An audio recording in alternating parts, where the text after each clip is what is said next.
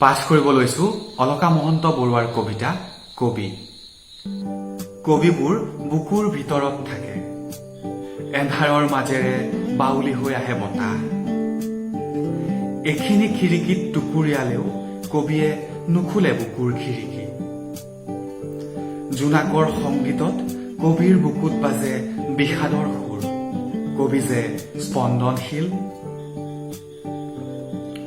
সজাত বন্দী কবিয়ে ইচ্ছা কৰিয়ে হাতকেৰেয়া পিন্ধে, বুকু ফালি হুৰাই দিয়ে ডগমগীয়া সূৰ্য।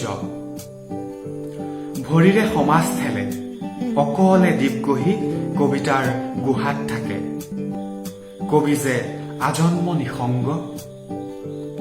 কবিবোৰ সাধাৰণ, কবিবোৰ দেৱতা নহয়, কবিবোৰ অন্ধকাৰত হেৰাই।